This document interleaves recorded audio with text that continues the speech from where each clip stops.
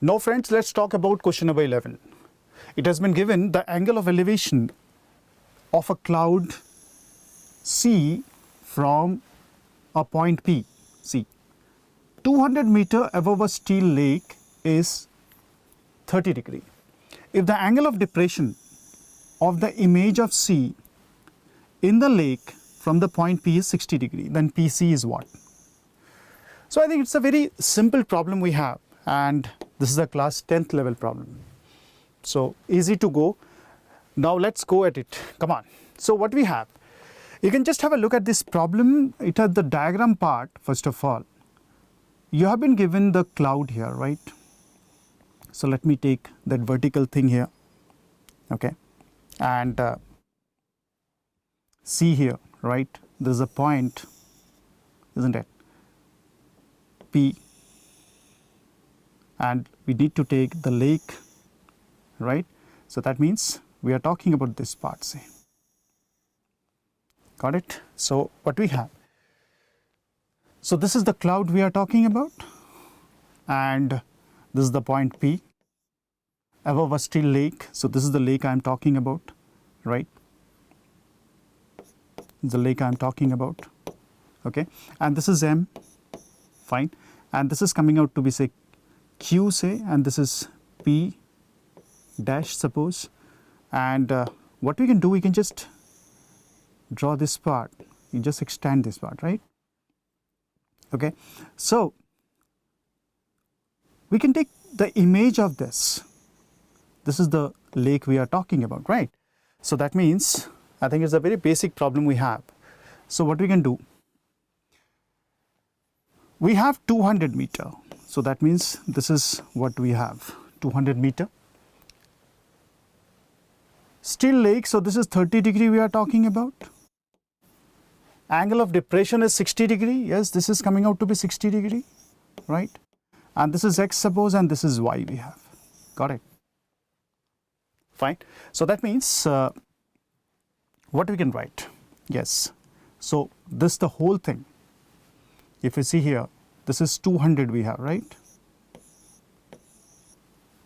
Isn't it? And this is X part we have. So if you see the image of this, so let me take it as C dash, suppose this is coming out to be how much? 200 plus X, isn't it? Got it? So I think the diagram is very much clear to us now. It's a basic diagram we have. So if I talk about X upon Y, this is coming out to be 1030 degree, right? Basic calculation, X upon Y, and this is coming out to be how much? 1 upon root 3 we have. Got it? So this is equation number 1. We can get the value of Y is equal to root 3x again from here, right? And we need to find PC. So this is the length what we need to find. Got it? Similarly, we can go for this one, 60 degree, is it? So that means we can write it as 1060 degree is equal to 400 plus X divided by Y. So if we solve these two equations, I think it's a very simple calculation we have. We solve these two equations, we get the value of PC rather to be 400. We get the value of Y, we get the value of X, right? Whatever you want to take. If you want to take Y as a to find PC, we can take it. Or if you want to find PC, you know, taking X as a reference distance, we can just do it, right? So what we have, the final answer will be PC will be always equal to 400 meter, right? This is what we have. Got it? So next one is, we have a very simple question, very simple, the contrapositive of the statement. So if a function, let's have a look at this part. If a function f is differentiable at a, then it is also continuous at a. So that means we have to find the contrapositive of this. Now, if a function f is continuous at a, then it is differentiable at a, right? This is one we have, right? Then we have a function f is not continuous at a. So this is the contrapositive we are talking about, right? So that means what we have if P implies Q, right, then negation of Q implies negation of P. So this is the logic we use for contrapositive statements, right? So the second one seems to be the correct one. So hopefully these two questions are clear to you. Now friends, let's talk about question number 13. A difficult one, but if you can understand the problem, things becomes easy for you.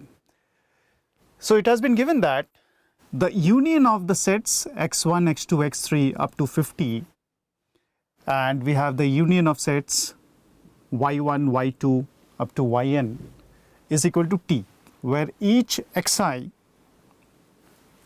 contains, right, 10 elements, and each yi, the set, contains 5 elements, right? If each element of the set T is an element of exactly 20 of the sets Xi's and exactly 6 of the sets Yi, then n is equal to what? So this is a very interesting sum. So basically we are talking about the first one as x1 union x2 union x3, right, and up to union we have x50 rather, and this is equal to how much t we have, right? Okay. Now we can see here that each xi contains how many elements? We have 10 elements. Okay. One more thing is given to us. We have been given y1 union y2 union y3 union yn, and this is coming out to be t again. And also each y1, y2, y3 contains 5 elements. So we can see here what we have, the total number of elements is 500. Yes, I think it's a very simple one. And the other one is we have how much? We have 5n, right? Now one more point is given here, students. It has been given each element of the set T is an element of exactly 20 of sets Xi's and exactly 6 of the sets Yi.